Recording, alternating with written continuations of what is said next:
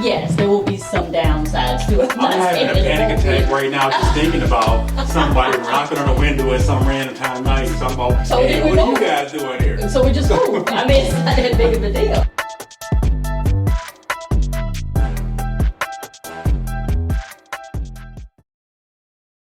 Hey, I'm Stephanie. And I'm Chris. And welcome to our story. Today we're going to explore van life.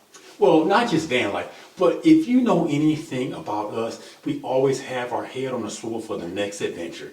And Stephanie has been completely infatuated with this van life thing for as long as I can remember. And I can kind of see why. Because it has to be hard for her, being someone who doesn't fly, who watches me hop on a flight once a year to go amazing places like South Africa. Just that past weekend, I hopped a flight to DC to take pictures, and it would be great to have my partner in crime to come along with me. So I can see why it will be hard for her to watch me do that and be completely infatuated with the means of travel that would allow us to do it together. But it's not just that. For me, it's like a perpetual vacation. Now, don't get me wrong. I've kind of scoured the internet, especially YouTube, and I do see there's a dark side to van life. So I'm not oblivious to that at all. I do know there will be challenges to it. But, when I think about, there's so many small towns. When we moved to the Pacific Northwest, I realized that there are tons of like really tiny small towns that are just amazing, right? And I'm like, how cool would that be to hit every small town just in the state of Washington? But not just every small town. What I have found is oftentimes the best thing you can go see is what's right in your backyard. And just swinging through a place for a short period of time really doesn't give you an opportunity to see everything those places have to offer. Mm-hmm. I remember a few years ago, about a decade ago now, we were down in Jamaica. Mm-hmm. And there was a world-renowned site that everybody had to go to when they went to that part of Jamaica. Was that the falls? Yeah, the waterfalls. Oh, yeah, it was so nice. We had no clue that the place was there. We went around, stumping around on the beach, riding horses in the ocean, just to get back and people say, hey, did you go over there? You were not too far from there. So van life will kind of allow you to do that, allow you to get to a space, mingle with the locals, be there long enough to get the vibe and find out what all the amazing places are to go. Another point I want to make, which goes in your favor, is photography. So how cool would it be to pack up, go to the next town, and have just fresh ideas for photography? You'd be on cloud nine. Not just that though, but a difficult part about photography is when you're traveling, you have to be very specific about what you're going to shove in that bag. Right. Because if you see some of the sharpness and the quality of my photos, those require a very large lens, very expensive lens, and I'm not shoving it under a plane. I want to have that with me at all times, because if that bag gets lost, even though it's insured, the insurance company is still going to charge me to replace it.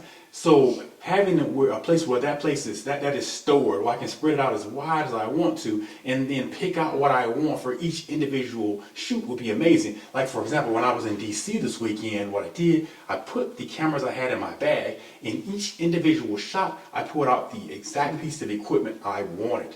Yeah, it was very time consuming because I had to put the bag down, pick it back up. But this would allow me to do that for each location, as opposed to, saying like, I wish I had brought this tripod, or I wish I would have brought that lens. Van life gives you a wider array of equipment that you can bring with you because you have more space. Now, the next benefit would totally be for me. Sorry, dear. Cleaning.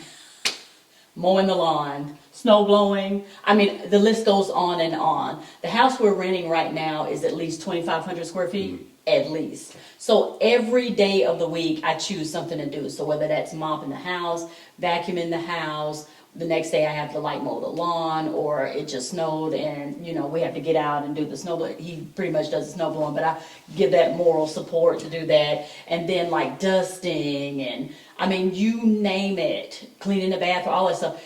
It is a huge undertaking. So from Monday through Sunday, there is something that I have to clean, and I've got my normal chores. When I think about cleaning a van, I think about, I will have to clean, but it's such a small amount of cleaning. And I think that is a big selling point for I me. told her, we can pay somebody to come in and clean. Right, but that's what I'm saying. We'd have to pay somebody. We have to use those resources and things that I can do myself. And I would still be able to do it myself. It would just take a smaller amount of time. That's all. And as she mentioned earlier, there are some downsides to van life. Some of the reasons why we haven't done it yet. The number one most obvious and blatant reason is the inflation and the that it has had on vans. I don't know whether it's the popularity of this. It's the popularity of this new activity or this inflation. But I can remember about 5 or 10 years ago when you can go and get a fully stocked out van for maybe 80 grand, if not less. Now you go and you get a 200,000, 250,000. You know, somebody posted something. I was watching a YouTube video and they pulled up how much they paid for their van. They pulled up 2 years later. It was like $100,000 more for the same van. There were no additional amenities, nothing extra. Same van. But it's not even the activity itself. It's just the van. We went down to the local Ford dealership to look at just the blank shell of a van. And it was like 50, 60 grand. Yeah, and you hadn't even built anything. No, ain't touched nothing. And you might as well build it yourself because you're going to pay even more. But then you go on places like RVTrader.com and you see people who have put together the van themselves. Like, you did this in your backyard and you want $200,000 for this? Absolutely not. But then you're not talking about the most blatant thing, and that's his height. So Krishan is 6'4". And I think on the only van we saw that he could stand up in, and it was a Mercedes Sprinter. But now you're talking, that's the higher end van. No, I think it was the Ford Transit. Oh, was it Ford Transit? It was the taller one. The Dodge was absolutely not. I couldn't get in there to save my life, so. So that's an issue, with him being so tall. I have to think about all of that too, the quality of life that we'll have in the van. And I think that's very important too. So we've been kind of going back and forth for how long now? It's been about a year now. But it's a very romantic idea. It is. And the reason why we're looking at it so heavily now is because I like to brand us as doers and not talkers. Right. If we want to do something, we are going to do it. We're not going to sit around and talk about it. We're going to make it happen. Right. Because I understand that if you want to make something happen today, you have to be planning for it 90 days ago. Right.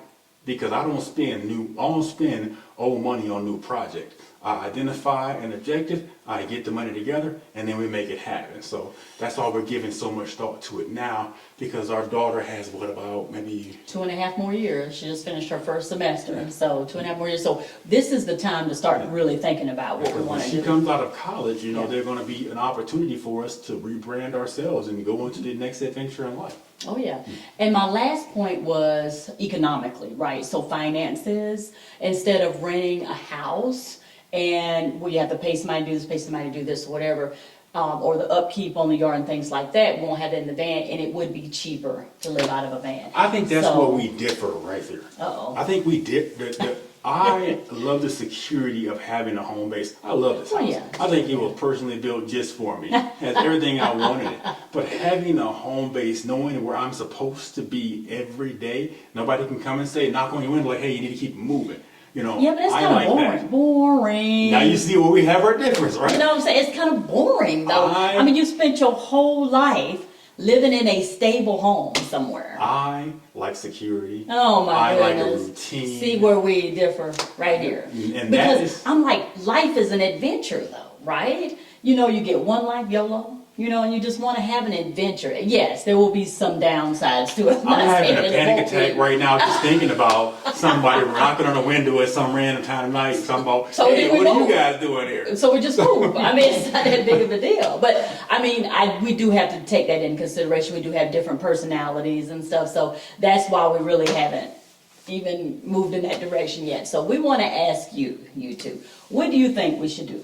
Based on everything that we said, the ups, the downs, and the pros and the cons, do you think that we should consider van life in 2.5 years? Because if we have multiple options, we can do van life. We can move from city to city to city and just experience. We can stay right here, use this as a home base and see the world. We can do a world cruise where we go to all these different locations. All have their pros and cons. That's why we're coming to you. Tell us your experience. If you were in our situation, what would you do? And thank you so much for joining us today. We love what we do. And don't forget, do something nice for someone today, and you can do it. And don't forget, we're just ordinary people trying to do extraordinary things. You know it.